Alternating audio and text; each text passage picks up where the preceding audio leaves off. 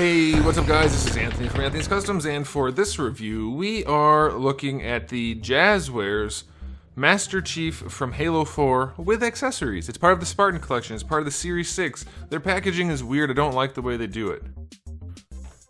Just say what it is. Why do we have to go to the back to see this? Okay, doesn't matter, that's not important. I know, it's just I get so many people asking me what series, what wave each figure is from, because it's not on the front. And there's no distinction. Like, do a whole wave of Halo 4, for instance. Like, say Halo 4. That kind of thing, you know? It's just because I get so many questions. That's why I'm saying that. This is actually one of their best releases to date for the 6-inch line. So that's pretty good. Let's go ahead and get it off the stand and take a closer look. This guy stands just about 7 3/8 inches, something like that. And that's going to make him pretty close to... we'll just call it 18.5 centimeters. If you want to see what he looks like up against a Marvel Legends figure, which is a slightly oversized 1/12 scale figure, that's pretty damn close to the scaling you would want for Chief. So I like that if you're into that sort of thing, mixing your lines up. This is a great option. Jazwares is doing a really good job.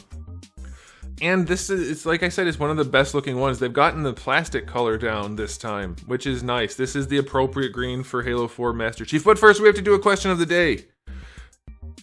Halo 4 or Halo 3, not the game, the armor design. Halo 3 is obviously classic to me, but I really like the Halo 4 armor a lot. I'm torn. Of course, Infinite has the best overall look for Chief, I think, but the Halo 4 design just seems so sleek and powerful. I really like it. So you can let me know what you guys think in the comment section below. Okay, back to the review. Lots of sculpt work on this guy. We see he has the undersuit with the basketball texture. That's pretty good. I'm not sure it's perfectly accurate here, but it's mostly pretty good. I don't like that they have silver dry brushing on the undersuit, but it's okay. We do have the sculpted shoulder pad thingies, so that's nice. We have a lot of dry brushing going on, but it's not as ridiculous as we've seen in the past for some of these figures. Decent amount of paint. You can see the gray parts here. Some dark green added here and, you know, around. So they did a pretty good job. We have the green on the hands, not on the knuckles where it should be. 2 tones for the helmet. It's not perfect, but for the $20 price point or whatever, 24, I don't know what they are right now. Either way, 24, 25. They're cheaper than Marvel Legends. This looks pretty damn good. The accuracy is pretty damn good. His head doesn't sit up way too high.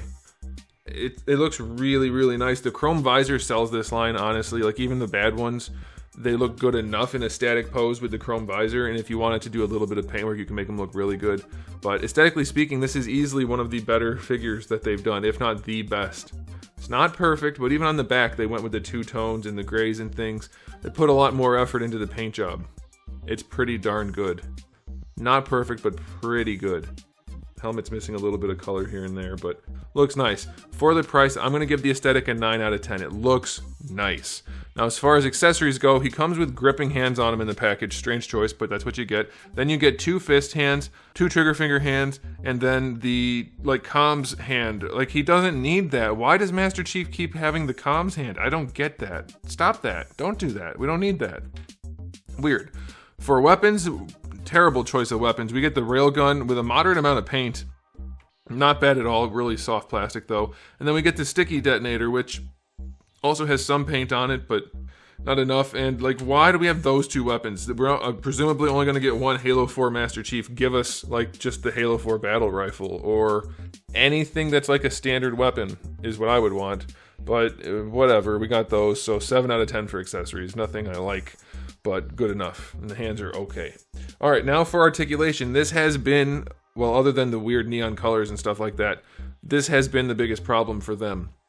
I kind of want to say something else about the aesthetic. The hips are weird. They're very wide hips. They're not, like, shaped at all either. So he does have a little bit of a weird look in the hips, but when you pose him, you're probably not going to notice it too much.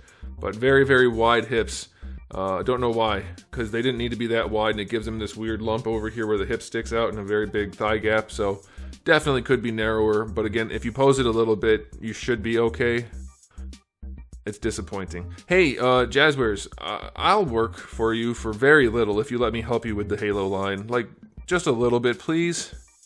We'll get back to that. Okay, so articulation-wise, the head is on the hinge. He can look up nicely. Very good.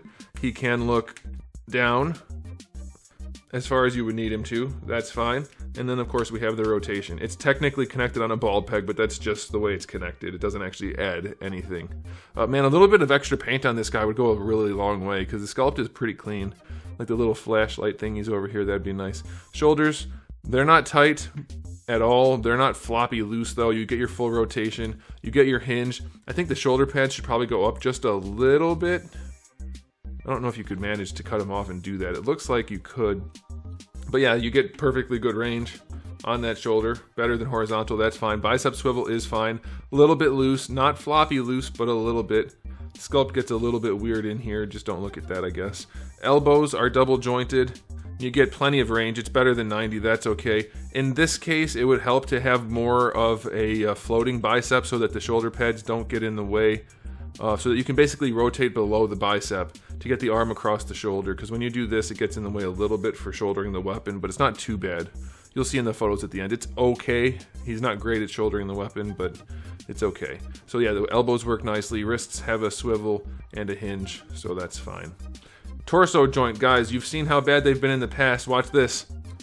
It leans forward and back until it pops off, because it really can't lean that far back. It does lean forward a little bit. I'll give them that. They've improved a little bit, but this time we get zero rotation. Zero. Because it's like they keyed it to fit. You have to cheat a little bit. Round it out some. Make this slightly oversized. Make this slightly undersized. And give us some freaking range. He's got basically no range other than a little bit of lean. So that's super disappointing. And they did it the same way again. So those of you who are swapping out these undersuit parts to make it fit better, you could definitely do that. Make it pose better, I should say. So that's disappointing. It looks nice, but it's disappointing. For the hips, like I said, they're very far out to the side. They're not floppy, though, and he can bring the leg all the way up, so that's fine. They don't really go back at all because of his butt cheeks. Going out to the side, very limited. Very, very limited for no real reason. That's disappointing. Not that you need to do the splits, but he definitely could, and not with this figure. So that sucks. And again, super wide hips. Don't do that. You have no reason to make them that wide. Thigh swivel is fine. Double jointed knee is functional this time, sort of. What the heck is that? Why is it so freaking tall? It screws up the sculpt and the joint. You don't need a gap between the knee. In real life, a knee is a single joint. A single joint. Not two joints with a third long bone in between. Or I guess technically a fourth because there are two down here. No. Stop that. There shouldn't be a giant gap. You should have this point here and this point here as close together as possible. Because what you've done with this joint, you can't tell from the front, but from the side, you've shortened the thigh and you've shortened the calf. The upper leg and the lower leg are both shortened, and then the knee is just blown out because they don't have the sculpt continuing anywhere. On the back, on the sides, nowhere. And then it articulates weird. If you bend it at the top, it looks goofy as hell because no one's lower leg is that freaking long. If you bend it at the bottom only, it's closer to the right proportioning. But since it's not sculpted right, it doesn't actually look good. It looks goofy. This is ridiculous. Stop designing them terribly. You're making new sculpts for all these figures. Make them right. I will work for free. I will consult for free to help you fix this stuff. Fix the hips, fix this, fix the shoulders, all kinds of things I could help you with for free. Just credit. That's all I want. Because this is ridiculous. Ankles, I could help with that too. They go back and forward all right, but look at the ankle rocker angle. It's almost worthless. It's so steep, you can't really use it. Bury that into the foot so that it works. And now get ready for this, guys, the toe joint. Normally, action figure companies put the toe joint way too far back and it makes it goofy. This one, it's the very, very, very tip of the shoe. Look at that. It doesn't even do anything because it's so small. You can barely tell it's even been articulated. Come on. Come on. And because of the ankle angles for the ankle rocker, it's weird to pose them sometimes. So the articulation is still sorely, sorely lacking. But it's not as bad as the ones in the past, so it gets some bonus points there, but it's still so far behind where it should be. Articulation gets a very generous 5 out of 10. It's so bad.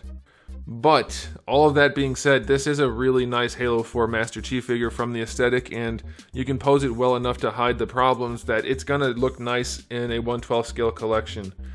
They did enough paint work, the sculpt work is good enough, and they did the chrome visor, so generally I'm very happy with it. But there are some things on here that are terrible for no reason. They're investing budget into brand new molds, brand new tooling, and doing it wrong. It's just mind-boggling to me why you would want to do that. They're just throwing money in the trash. Because they're paying for, just pay for it correctly. It doesn't cost more to sculpt this properly. Like, just do it right the first time. It's so weird to me. Next time you're going to make new molds, let me consult for free first, please. Please. Working for free is not something you get very often, but I will do it. Very disappointing that they're making these so weird, but still pleased that it's not as bad as it could have been, and it's way better than some of the others have been. So I'm going to give it a final rating of 7 out of 10.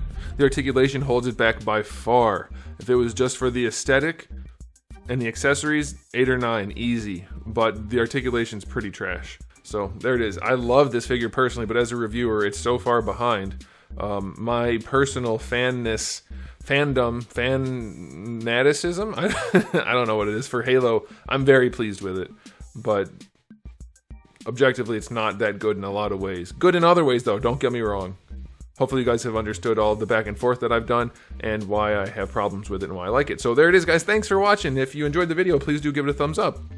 If you didn't, you can give it a thumbs down, and if you haven't subscribed, you really, really should. I have new videos every single day except for Wednesday, and on Wednesday you can watch one of the over 4,000 videos I already have on my channel. So make sure you come back for all of that, and in the meantime, keep collecting.